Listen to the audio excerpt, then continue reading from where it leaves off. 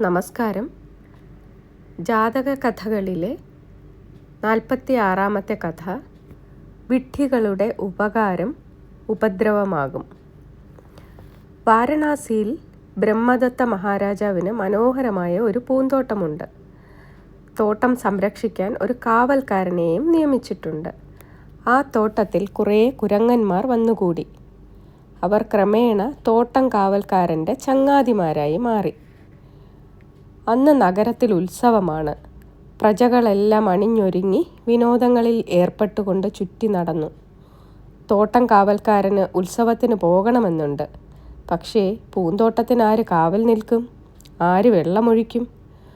തോട്ടം കാവൽക്കാരൻ അതൊക്കെ ആലോചിച്ച് ദുഃഖിച്ചിരുന്നപ്പോൾ കുരങ്ങന്മാരുടെ തലവൻ അയാളുടെ അടുത്തെത്തി. അയാളുടെ ദുഃഖത്തിൻ്റെ കാരണമറിഞ്ഞപ്പോൾ കുരങ്ങൻ പറഞ്ഞു, "സുഹൃത്തേ, തോട്ടത്തിന് ഞങ്ങൾ കാവൽ നിൽക്കാം. താങ്കൾ ഉത്സവത്തിന് പൊയ്ക്കോളൂ. ഇങ്ങനെ ഒരു സഹായം ചെയ്തില്ലെങ്കിൽ നമ്മൾ ചങ്ങാതിമാരാണെന്ന് പറയുന്നതിൽ എന്താണ് അർത്ഥം?" തോട്ടം കാവൽക്കാരന് സന്തോഷമായി. അയാൾ പറഞ്ഞു, "വൈകുന്നേരം ചെടികൾക്ക് വെള്ളമൊഴിക്കണം. കുളത്തിൽ വെള്ളം കുറവാണ്. അല്പം വെള്ളം പോലും നഷ്ടപ്പെടുത്തരുത്." "ശരി, ഞങ്ങളേറ്റു," കുരങ്ങൻ ഉറപ്പുകൊടുത്തു. തോട്ടം കാവൽക്കാരൻ ഉത്സവത്തിന് പോയി. കുരങ്ങന്മാർ തോട്ടത്തിന് കാവൽ നിന്നു.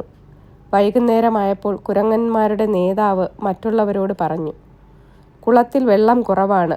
എല്ലാ ചെടികൾക്കും വെള്ളം ഒഴിക്കുകയും വേണം. അതിനൊരു മാർഗമുണ്ട്. ചില ചെടികൾക്ക് ധാരാളം വേരുകളുണ്ട്. മറ്റു ചിലതിന് വേരുകൾ കുറവാണ്. കൂടുതൽ വേരുകളുള്ള ചെടികൾക്ക് കൂടുതൽ വെള്ളം ഒഴിക്കണം. വേരുകൾ കുറച്ചുള്ളതിന് വെള്ളം കുറച്ചു മതി." "അതെങ്ങനെ തിരിച്ചറിയും?" ഒരു കുട്ടിക്കുരങ്ങൻ ചോദിച്ചു. അപ്പോൾ നേതാവ് പറഞ്ഞു, "നിങ്ങൾ ഇത്ര വിഡ്ഢികളായി പോയല്ലോ. അതറിയാനാണോ പ്രയാസം?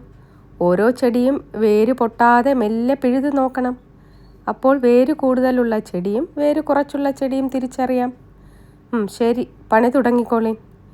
കുരങ്ങന്മാർ ഓരോ ചെടിയും വളരെ ശ്രദ്ധിച്ച് വേര് പൊട്ടാതെ മെല്ലെ പിഴുതെടുത്തു. പിറ്റേ ദിവസം രാവിലെ തോട്ടക്കാരൻ തിരിച്ചെത്തിയപ്പോഴേക്കും കുരങ്ങന്മാർ ചെടികൾ പിഴുതുകൊണ്ടിരിക്കുകയാണ്. ആ കാഴ്ച കണ്ട് അയാൾ ബോധം കെട്ട് വീണു. വിഡ്ഢികൾ ഉപകാരം ചെയ്താൽ അതും ഉപദ്രവമായി മാറും. നന്ദി.